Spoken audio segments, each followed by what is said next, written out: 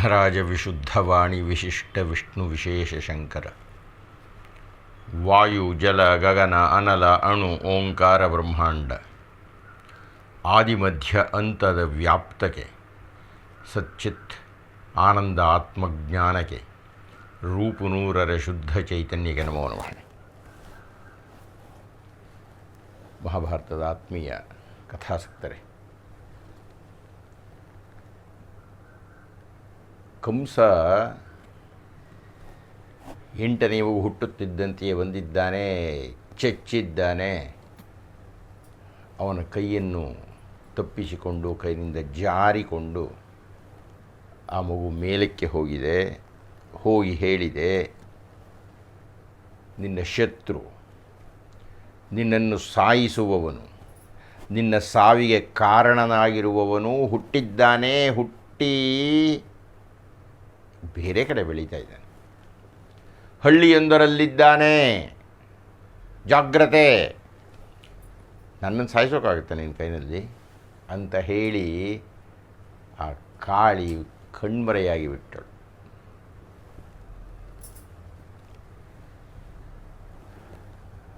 ಅದರಿಂದ ತಾತ್ಕಾಲಿಕವಾಗಿ ಸ್ವಲ್ಪ ಈ ಜೀವನದ ನಶ್ವರತೆ, ಪುರುಷ ಪ್ರಯತ್ನದ ಅಲ್ಪತೆ, ಅಂದುಕೊಂಡಿದ್ದನ್ನೆಲ್ಲ ಸಾಧಿಸಲಾಗದಂತಹ ಖಿನ್ನ ಮನಸ್ಕತೆ, ಈ ಎಲ್ಲ ಕಾರಣಗಳಿಂದ ಕಂಸ ಸ್ವಲ್ಪ ತತ್ವಜ್ಞಾನಿಯಾಗಿಬಿಟ್ಟ. ಒಂದಷ್ಟು ಆತ್ಮ ಪರಮಾತ್ಮಗಳ ಚರ್ಚೆಯನ್ನು ಮಾಡಿಬಿಟ್ಟ. ತಂಗಿ ಭಾವಂದಿರನ್ನು ಬಿಡಿಸಿಬಿಟ್ಟ ಸೆರೆಮನೆಯಿಂದ, ಕ್ಷಮಾಪಣೆಯನ್ನು ಕೇಳಿಬಿಟ್ಟ. ನೀವು ಅರಮನೆಗೆ ಹೋಗಿ ಇರಿ ಅಂತ ಹೇಳಿಬಿಟ್ಟು. 8 ಮಕ್ಕಳನ್ನು ಕಳ್ಕೊಂಡವರಿಗೆ ಯಾವ ಸುಖ ಇದೆ? ಅಂತೂ ಸೆರೆಮನೆಯಿಂದ ಮುಕ್ತರಾದ ಅವರು ಅರಮನೆಗೆ ಹೋದರು. ಈ ಹಂತದಲ್ಲಿ 2 ಪ್ರಶ್ನೆಗಳು ನನ್ನ ಕಣ್ಣು ಮುಂದೆ ಬಂದಿತ್ತು ಅಂತ ಹೇಳಿದ್ದೆ. 1ನೆಯ ಪ್ರಶ್ನೆ, ಅರ್ಜುನ ಹಾಗೂ ಕೃಷ್ಣರ ನಡುವಿನ ಅಂತರ ಹುಟ್ಟುವಿಕೆಯಲ್ಲಿ. ಅದನ್ನು ಪ್ರಶ್ನೆ ಕೇಳಿದವರು ಶ್ರೀಮತಿ KN ರೂಪಾ ಅಯ್ಯಂಗಾರ್ ಅಂತ. ನಾನು ಅವರ ಹೆಸರನ್ನು ರಮಾ ಅಯ್ಯಂಗಾರ್ ಅಂತ ಹೇಳಿಬಿಟ್ಟೆ, ತಪ್ಪಾಗಿ ಕ್ಷಮಿಸಿ. ಅಂತೂ ಶ್ರೀಮತಿ KN ರೂಪಾ ಅಯ್ಯಂಗಾರ್ರವರು ಕೇಳಿದ ಪ್ರಶ್ನೆಗೆ ನಾನು ಉತ್ತರವನ್ನು ಕೊಟ್ಟಿದ್ದೇನೆ ಹಿಂದಿನ ಸಂಚಿಕೆಯಲ್ಲಿ. 2ನೇದಾಗಿ ನನ್ನ ಧರ್ಮಪತ್ನಿ ಕಲ್ಪನಾ ರಾನಡೆ ಕೇಳಿರತಕ್ಕಂಥ ಪ್ರಶ್ನೆ. ಈ ಕೃಷ್ಣ ಕಂಸರ ಪ್ರಕರಣವನ್ನು ನೋಡಿದರೆ ದೇವಕಿ ವಸುದೇವರು ರಥದಲ್ಲಿ ಕುಳಿತು ಹೊರಟ ಕ್ಷಣದಿಂದ ಅದು ಯಾಕೆ ದೇವತೆಗಳು ಚಪಲಚಿತ್ತರಾಗಿ ಮುಂದೆ ಕೃಷ್ಣ ಅನ್ನತಕ್ಕಂಥವನು ಕಂಸನನ್ನು ಸಾಯಿಸ್ತಾನೆ ಅನ್ನತಕ್ಕಂಥ ಗುಟ್ಟು ಬಿಟ್ಟು ಕೊಡಬೇಕಾಗಿತ್ತು. ನಾರದ ಏಕಾಗಿ ಬಂದು ಆ ಮಕ್ಕಳ ಕೊಲೆಗೆಲ್ಲ ಕಾರಣ ಆಗಬೇಕಾಗಿತ್ತು.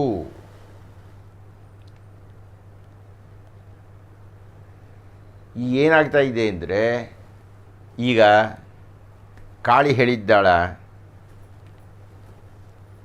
ಬೇರೆ ಕಡೆಯಿಂದ ನಿನ್ನನ್ನು ಸಾಯಿಸ್ತಕ್ಕಂಥವನು ಹುಟ್ಟಿದ್ದಾನೆ ಅಂತ. ಅದಕ್ಕೆ ಕಂಸ ಕ್ರಮವನ್ನು ತಗೊಳ್ತಾನ. ಇದೆಲ್ಲ ಯಾಕೆ ಇಷ್ಟೊಂದು ಮುಂದೆ ಹಾಗೆ ಮಾಡ್ತೀವಿ, ಹೀಗೆ ಮಾಡ್ತೀವಿ, ಅದು ಇದು ಅಂತ ಯಾಕೆ ಈಗಲೇ ಕೊಚ್ಚಿಕೊಳ್ಳಬೇಕು ಈ ದೇವತೆಗಳು? ಹೌದೇನಪ್ಪ? ಕಂಸ ಕೆಟ್ಟವನು ಅಲ್ಲ. ನಮಗೆ ಭಾಗವತದಲ್ಲಿ ಕಂಸ ಯಾವ ಕೆಡುಕುಗಳನ್ನು ಮಾಡಿದ್ದಾನೆ ಅನ್ನತಕ್ಕಂಥದ್ದಕ್ಕೆ ದೊಡ್ಡ ಪಟ್ಟಿ ಏನೂ ಸಾಕ್ಷ್ಯವನ್ನೇನೂ ಕೊಟ್ಟಿಲ್ಲ. ಕೆಟ್ಟವನು ಅಂತ ಹೇಳ್ತಾ ಇದ್ದಾರೆ ಅಷ್ಟೇ. ಅವ್ರನ್ನ ವಿರೋಧಿಗಳನ್ನು ಸಾಯಿಸಿದ ಅಂತಲೋ ಅಥವಾ ಅಪ್ಪನನ್ನು ಸೆರೆ ಇಟ್ಟ ಅಂತ, ಇದೆಲ್ಲ ರಾಜಕಾರಣದಲ್ಲಿ ಭಾಳ ಸಹಜವಾಗಿ ನಡೆಯುತ್ತೆ. ಆದರೆ ಕಂಸ ಇಂತಿಂತಹ ಕೆಟ್ಟ ಕಾರ್ಯಗಳನ್ನು ಮಾಡಿದ್ದಾನೆ ಅನ್ನತಕ್ಕಂಥದ್ದಕ್ಕೆ ಇಲ್ಲಿ ತನಕ ಯಾವುದೂ ರುಜುವಾತಿಲ್ಲ. ಅದಿರಲಿ ಪಕ್ಕದಲ್ಲಿ. ಅಂತೂ ಕಂಸನನ್ನು ಸಾಯಿಸಬೇಕು ಅಂತ ನಿರ್ಣಯ ಮಾಡಿದಾಗ ವಿಷ್ಣುವೇ ಹೋಗಿ ಆತನ ಮರ್ದನ ಮಾಡ್ತಾನೆ ಅನ್ನತಕ್ಕಂಥದ್ದು ಖಚಿತವಾಗಿದ್ದ ಯಾಕೆ ಹೇಳ್ಕೋಬೇಕು ಇದನ್ನೆಲ್ಲನೂ? ಹುಟ್ಟು ಯಾವುದೋ ಒಂದು ಕ್ಷಣ ಬರುತ್ತೆ, ಯಾವಾಗ ಕಂಸನ್ನು ಕತ್ತರಿಸ್ದ. ಇಷ್ಟು ಮಾಡ್ಬೋದಾಗಿತ್ತಲ್ಲ. ಅದ್ರ ಬದಲು ಯಾಕೆ ಹೇಳ್ಕೊಳ್ತಾ ಇದ್ದಾರೆ ಇವರೆಲ್ಲ ಮೊದಲಿನಿಂದಲೂ ಅನ್ನತಕ್ಕಂಥದ್ದು ನನ್ನ ಪತ್ನಿಯ ಪ್ರಶ್ನೆ. ಅದಕ್ಕೆ ಈಗ ನಾನು ಉತ್ತರವನ್ನು ಕೊಡಬೇಕಾಗಿದೆ. ಈ ಪ್ರಶ್ನೆ ಸಾಧುವಾದ್ದೇ. ಇದು ಬಹಳ ಪ್ರಮುಖವಾದ ಪ್ರಶ್ನೆ ಮತ್ತು ಒಂದು ವಿಶಿಷ್ಟವಾದ ತಾತ್ವಿಕ ನೆಲೆಯನ್ನು ಪ್ರದರ್ಶನ ಮಾಡತಕ್ಕಂಥ ಪ್ರಶ್ನೆಯೇ ಇದು. ಈ ಪ್ರಶ್ನೆಗೆ ಈಗ ಉತ್ತರವನ್ನು ಕೊಡೋಣವೇ ಅಂತ ಹೇಳಿ ಇಂದಿನ ಉಪನ್ಯಾಸವನ್ನು ಆರಂಭ ಮಾಡೋಣ. ನಾರಾಯಣಂ ನಮಸ್ಕೃತ್ಯ ನರಂಚೈವ ನರೋತ್ತಮಂ ವ್ಯಾಸಂ ವಾಗ್ದೇವೀಂಚೈವ ತತೋ ಜಯಮುದೀರಯೇತ್.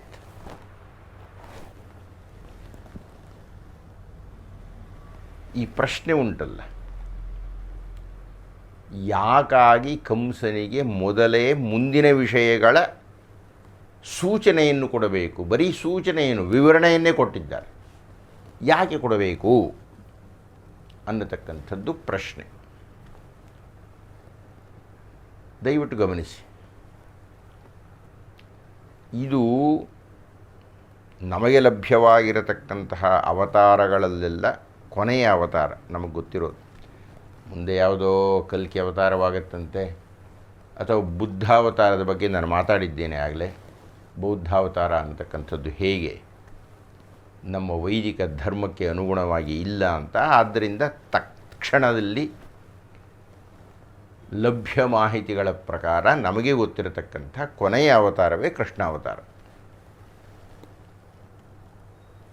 ಇಲ್ಲಿಯ ತನಕದ ಅವತಾರಗಳಲ್ಲೆಲ್ಲ ಒಂದು ಪ್ರಧಾನ ವಿಷಯ ಚರ್ಚಿತವಾಗಿದೆ. ಅದು ರಾವಣನ ಸಂದರ್ಭ ಆಗಿರಬಹುದು, ಅಥವಾ ಹಿರಣ್ಯಾಕ್ಷ ಹಿರಣ್ಯಕಶಿಪುಗಳ ಸಂದರ್ಭ ಆಗಿರಬಹುದು, ಮತ್ತು ಯಾವುದೇ ದಾನವರ ಸಂದರ್ಭ ಆಗಿರಬಹುದು. ಈ ಎಲ್ಲ ಸಂದರ್ಭಗಳಲ್ಲಿಯೂ ಈ ದಾನವರೋ ರಾಕ್ಷಸರೋ ಇವರೆಲ್ಲ ಯಾವ ದೇಹವನ್ನು ಧರಿಸಿರುತ್ತಾರೆ ಆ ದೇಹದಲ್ಲಿಯೇ ಬಹಳ ಕಾಲ ಉಳಿಬೇಕು. ಸಾವಿರಾರು ವರ್ಷಗಳು ನಾನು ಬದುಕಿರಬೇಕು, ನನಗೆ ಮೃತ್ಯುವೇ ಆಗಬಾರದು ಅನ್ನತಕ್ಕಂಥ ಗುರಿಯನ್ನು ಇಟ್ಟುಕೊಂಡು ತಪಸ್ಸು ಮಾಡ್ತಾರೆ. ಯಾಕೆ ಅಷ್ಟು ದೀರ್ಘಕಾಲ ಬದುಕಿರಬೇಕು ಅಂದರೆ, ಈ ದೇಹದಲ್ಲಿಯೇ ನಾನು ಯಾವ ಸುಖಗಳನ್ನು ಅನುಭವಿಸುತ್ತಿದ್ದೇನೋ ಅದು ಮುಂದುವರಿಯಬೇಕು, ಬಹಳ ಕಾಲ ಮುಂದುವರಿಯಬೇಕು. ಅದು ಶೃಂಗಾರ ಆಗಿರಬಹುದು, ರಾಜ್ಯ ಸುಖ ಆಗಿರಬಹುದು, ಅಧಿಕಾರ ಆಗಿರಬಹುದು, ಏನೇ ಇರಬಹುದು, ಅಂತೂ ಆ ಸುಖ ನಿರಂತರವಾಗಿರಬೇಕು. ಆದ್ದರಿಂದ ತಪಸ್ಸನ್ನು ಮಾಡಿ ಬಹಳ ಕಾಲ ಬದುಕಬೇಕು ನಾನು.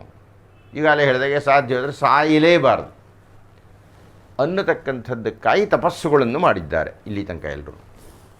ಆಯಿತೇ, ಆ ರೀತಿ ತಪಸ್ಸು ಮಾಡ್ತಾರೆ. ಆಮೇಲೆ ಬ್ರಹ್ಮ ಪ್ರತ್ಯಕ್ಷ ಆಗ್ತಾನೆ. ಸಾವು ಅಂತಕ್ಕಂಥ ತಪಸ್ಸುಕೊಳ್ಳೋಕ್ಕಾಗೋದಿಲ್ಲ ಅಂತಾರೆ. ಆಮೇಲೆ ಅಂಥದ್ದು ಒಂದು ವರ ಕೇಳ್ತಾರೆ. ಆ ವರ ಕೇಳಿದಾಗ ಬಹಳ ಯುಕ್ತಿಯುಕ್ತವಾಗಿ ಮೃತ್ಯು ತಮ್ಮ ಹತ್ತಿರಕ್ಕೆ ಬರದೇ ಇರತಕ್ಕಂಥ ವರವನ್ನು ಕೇಳ್ತಾರೆ. ಅದಕ್ಕೆ ದೈವ ಆ ಬ್ರಹ್ಮನ ರೂಪದಲ್ಲಿ ಒಪ್ಕೊಳ್ಳುತ್ತೆ, ವರ ಕೊಡುತ್ತೆ. ಸಮಸ್ಯೆ ಇರತಕ್ಕಂಥದ್ದು, ಈ ರೀತಿ ದೈವವನ್ನು ಮೆಚ್ಚಿಸಿ ವರವನ್ನು ಪಡೆದ ಮೇಲೆ ಈ ಪುರುಷನಿಗೆ ಪೌರುಷ ಜಾಸ್ತಿ ಆಗುತ್ತೆ, ಅಹಂಕಾರ ಜಾಸ್ತಿ ಆಗುತ್ತೆ, ಮದೋನ್ಮತ್ತನಾಗುತ್ತಾನೆ, ಎಲ್ಲರನ್ನೂ ನಿಗ್ರಹಿಸಲಿಕ್ಕೆ ಹೋಗ್ತಾನೆ. ಆಯಿತು, ಅದು ಒಂದು ಹಂತ. ಆದರೆ ಯಾವ ಮಟ್ಟಕ್ಕೆ ಹೋಗ್ಬಿಡ್ತಾನೆ ಅಂದರೆ ದೈವವನ್ನೂ ಲೆಕ್ಕಿಸಲ್ಲ ಅಂತಾನೆ. ನನ್ನ ಬಿಟ್ಟರೆ ಯಾರಿದ್ದಾರೆ, ನಾನೇ ಸರ್ವಸ್ವ, ಹಿರಣ್ಯಕಶಿಪುವಿನ ಸಂದರ್ಭದಲ್ಲಾದರೋ ಹರಿನಾಮವನ್ನು ಭಜನೆ ಮಾಡಿಕೂಡುದು ಅಂತ ಆತನ ಜಾಗದಲ್ಲಿ ತನ್ನ ಹೆಸರನ್ನು ಹೇಳಿಸಿದ್ದ, ತನ್ನ ದೇವಸ್ಥಾನಗಳನ್ನು ಕಟ್ಟಿಸಿಬಿಟ್ಟಿದ್ದ. ರಾವಣನಿಗೆ ವಿಷ್ಣುವನ್ನು ಕಂಡರೆ ಆಗ್ತಾ ಇರಲಿಲ್ಲ. ಅವನನ್ನು ಹುಡುಕಿಕೊಂಡು ಯುದ್ಧ ಭೂಮಿಗೆಲ್ಲ ಹೋಗಿಬಿಟ್ಟಿದ್ದ. ಇರಲಿ, ಅದೆಲ್ಲ ದೊಡ್ಡ ದೊಡ್ಡ ಕಥೆಗಳು. ಅಂತೂ ದೈವವನ್ನು ನಿಗ್ರಹ ಯಾವನು ವಿಷ್ಣು ಅಂದರೆ ಅನ್ನೋ ಅರ್ಥದಲ್ಲೆಲ್ಲ ಚರ್ಚೆಗಳಾಗ್ತಾ ಇತ್ತು. ನಾನು ಹಿಡಿದು ಬಿಡ್ತೀನಿ, ಹೊಸಕಾಕ್ಬಿಡ್ತೀನಿ, ಕತ್ತರಿಸಿಬಿಡ್ತೀನಿ. ಹಿರಣ್ಯಾಕ್ಷನನಕ ಹುಡುಕೊಂಡೇ ಹೋಗ್ಬಿಟ್ಟಿದ್ದ, ರಸಾತಲಕ್ಕೆ ಹೋಗ್ಬಿಟ್ಟಿದ್ದ ವರಾಹಮೂರ್ತಿಯನ್ನು ಭೇಟಿ ಮಾಡಲಿ. ಅಂದರೆ ಇವರೆಲ್ಲರೂ ಪೌರುಷದ ಪ್ರತಿನಿಧಿಗಳಂತೆ ತಾವೇನೋ ಸಾಧಿಸ್ತೀವಿ, ದೈವವನ್ನು ನಿಗ್ರಹಿಸುತ್ತೇವೆ, ದೈವ ನಾವು ಹೇಳ್ದಾಗ ಕೇಳಬೇಕು ಅನ್ನತಕ್ಕಂತಹ ಒಂದು ವಿಕಾರ ಮನೋಭಾವದಿಂದ ಯಾವುದು ಅವರಿಗೆ ಸಾಧ್ಯವಿಲ್ಲವೋ, ಯಾವ ದೈವವನ್ನು ನಿಯಂತ್ರಿಸಲಿಕ್ಕೆ ಆಗುವುದಿಲ್ಲವೋ ಅದರ ಮೇಲೆ ತಾವು ಹತೋಟಿ ತೋರಿಸ್ತೀವಿ ಅಂತ ಪ್ರಯತ್ನ ಪಡ್ತಾ ಇದ್ದರು. ಇದು ಒಂದು ಮುಖ. ಆದರೆ ಸಾತ್ವಿಕರಲ್ಲಿಯೂ ಈ ಒಂದು ಗರ್ವದ ಮೊನೆ ಇತ್ತು. ಉದಾಹರಣೆಗೆ ಲಕ್ಷ್ಮಣ. ಎಲ್ಲಿಯ ತನಕ ಲಕ್ಷ್ಮಣ ಹೋಗ್ಬಿಟ್ಟಿದ್ದ, ಆ ದೇವರನ್ನ ಹಿಡಿದು ಕಟ್ಟಾಕ್ಬಿಡ್ತೇನೆ ಅಂದ್ಬಿಟ್ಟಿದ್ದ. ಶ್ರೀರಾಮರು ವನವಾಸಕ್ಕೆ ಹೋಗುವುದಕ್ಕಿಂತ ಮುನ್ನ ಯಾವನು ಹೇಡಿಗಳು ಮಾತಾಡೋದು ಆ ದೇವರ ವಿಷಯ, ದೇವರು ಲೆಕ್ಕವಿಲ್ಲ, ಹೀಗೇನೇನೋ ಬೈದು ಬಿಟ್ಟಿದ್ದ ಲಕ್ಷ್ಮಣ. ಅಂದರೆ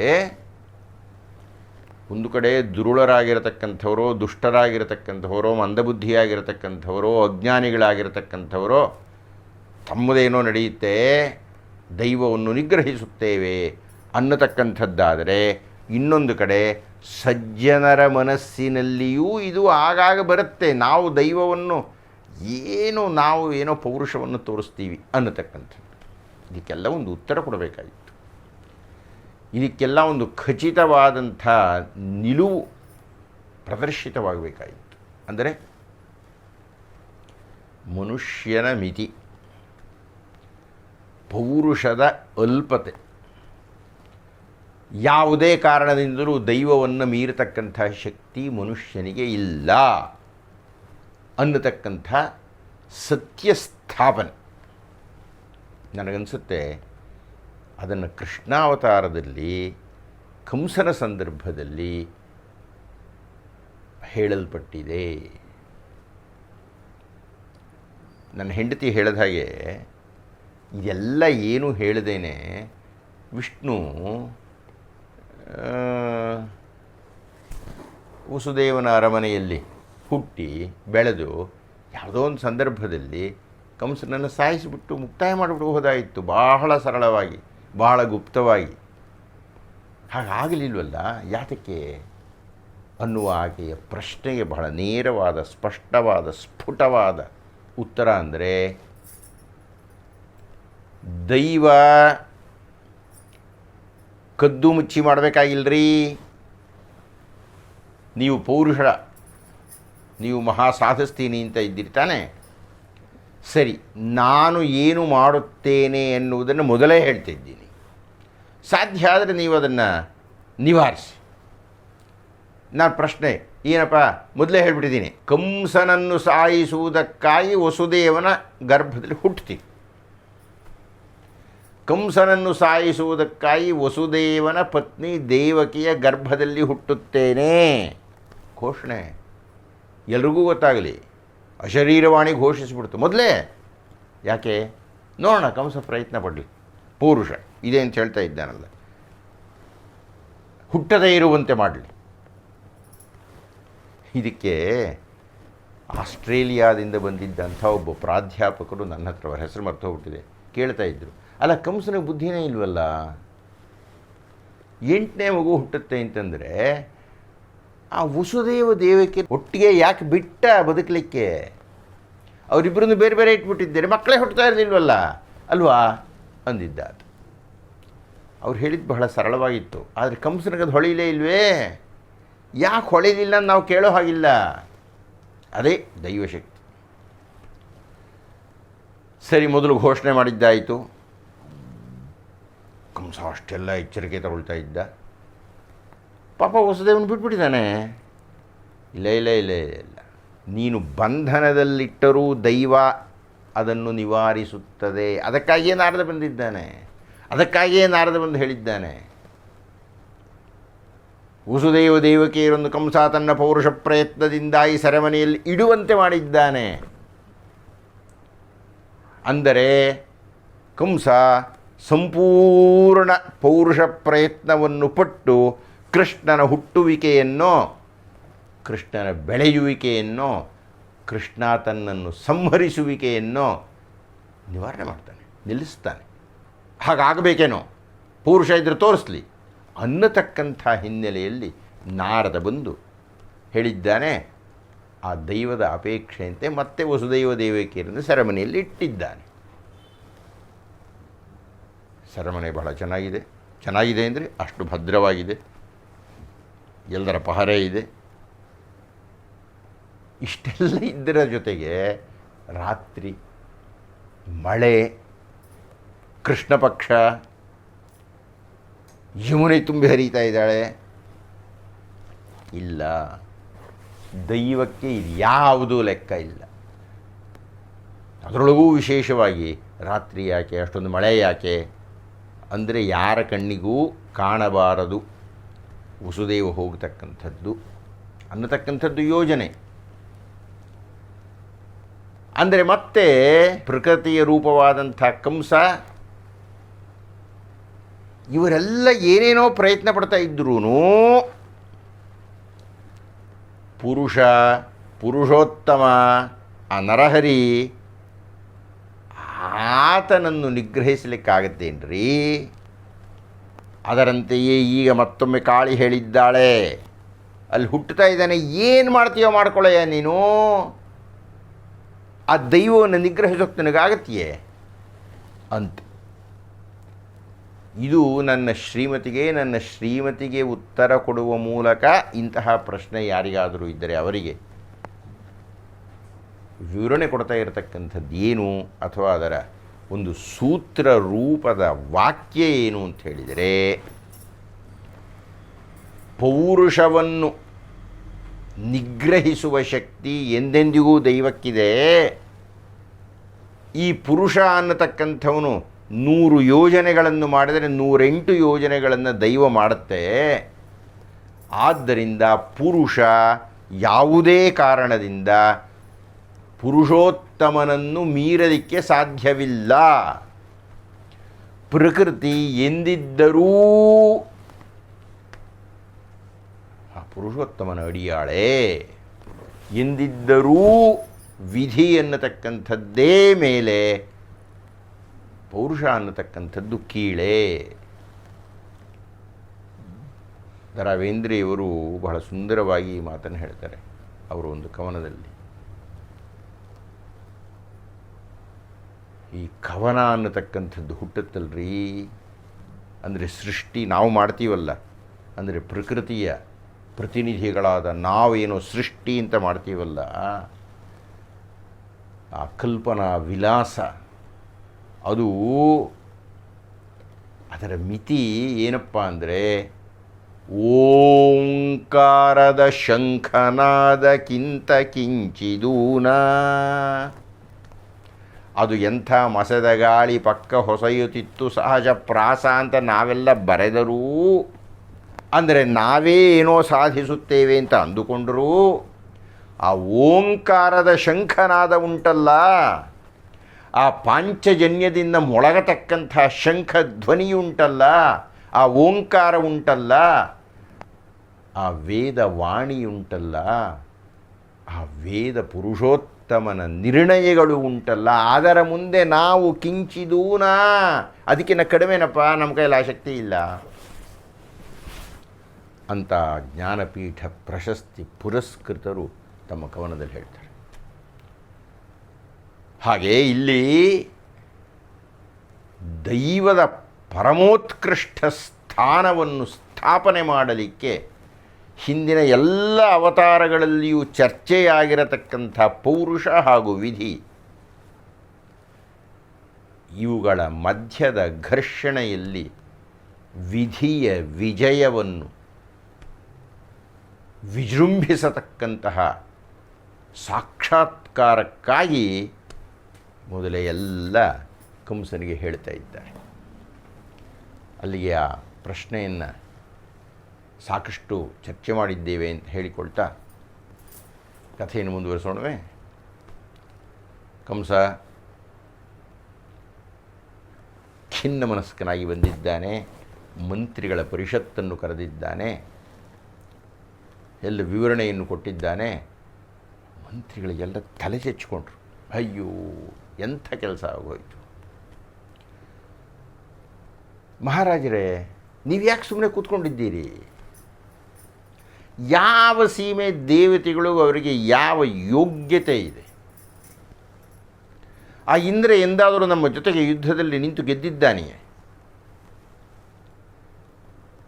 ಆ ವಿಷ್ಣು ಮಹೇಡಿ ಯಾವಾಗಲೂ ಬಚ್ಚಿಟ್ಕೊಂಡೇ ಕೆಲಸ ಮಾಡ್ತಾನೆ.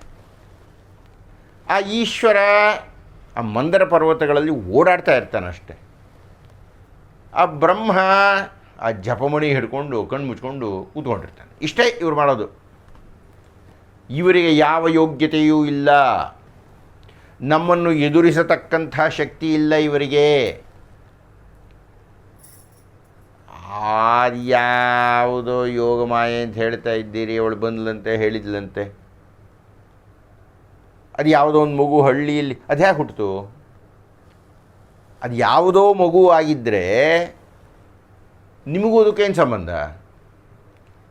ನಿಮ್ಮನ್ನು ಸಾಯಿಸ್ತಕ್ಕಂಥದ್ದು ದೇವಕಿಯ ಗರ್ಭದ್ದೇ ಅಂತ ಅಶರೀರವಾಣಿಯಾಗಿದ್ದು ನಿಜವಾದರೆ ಅದು 8ನೇ ಮಗುವೇ ಆಗಿರಬೇಕು, ದೇವಕಿಗೆ ಹುಟ್ಟಿರಬೇಕು.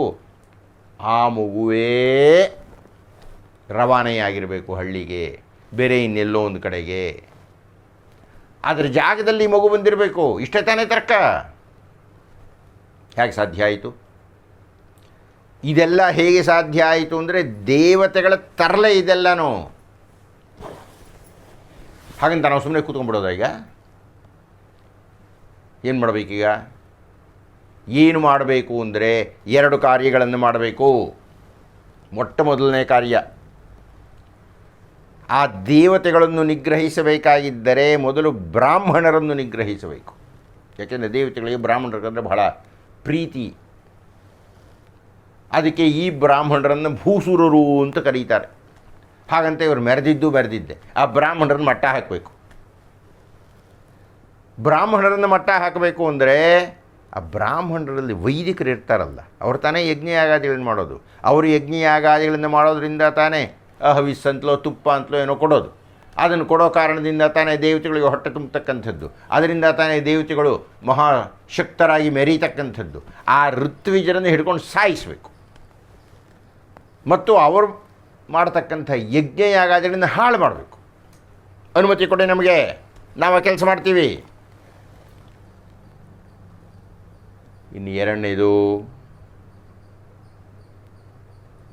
ಆ ಮಗು ಎಲ್ಲೋ ಇದೆ ಅಂತ ಅವಳು ಹೇಳಿ ಹೋಗಿದ್ದಾಳಲ್ಲ, ಇವತ್ತು ಹೇಳಿದ್ದಾಳೆ. ಈ ಕ್ಷಣದಿಂದ ಅಂದರೆ ಈ ಹೊತ್ತು ಹುಟ್ಟಿರತಕ್ಕಂಥ ಮಕ್ಕಳು ಎಲ್ಲೆಲ್ಲಿದ್ದಾರೆ ಆ ಹುಟ್ಟಿರತಕ್ಕಂಥ ಮಕ್ಕಳನ್ನೆಲ್ಲ ಸಾಯಿಸ್ಬಿಡ್ಬೇಕು. ಅದರಲ್ಲಿ ಯಾವುದೋ ಒಂದು ಮಗು ಇದ್ದೇ ಇರುತ್ತೆ. ಯಾವ ಮಗು ನಮಗೆ ಗೊತ್ತಿಲ್ವಲ್ಲ, ಅಂತೂ ಒಂದು ದಿವಸದ ಮಗು. ಅಥವಾ ನಮ್ಮವ್ರು ಹೋಗಿ ಹುಡುಕ್ಲಿಕ್ಕೆ ಶುರು ಮಾಡಿದರೆ 1 ದಿವಸ 2 ದಿವಸ 3 ದಿವಸ 1 ವಾರ, ಹಲ್ಲು ಹುಟ್ಟಿದೆಯೋ ಹಲ್ಲು ಬಿಟ್ಟಿದೆಯೋ ಅದು ಬೇರೆ ಪ್ರಶ್ನೆ. ಅಂತೂ ನವಜಾತ ಶಿಶುಗಳನ್ನೆಲ್ಲ ಕತ್ತರಿಸಿ ಬಿಡಬೇಕು.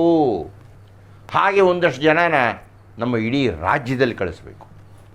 ಈ 2 ಕೆಲಸಗಳನ್ನು ಮಾಡಿದರೆ ಕಂಸ ಮಹಾರಾಜ, ನೀವು ಏನನ್ನು ನಿರೀಕ್ಷಿಸ್ತಾ ಇದ್ದಿರಿ ಅದನ್ನು ಗೆಲ್ಲಲಿಕ್ಕೆ ಸಾಧ್ಯವಾಗತ್ತೆ. ಅನುಮತಿ ಕೊಡಿ.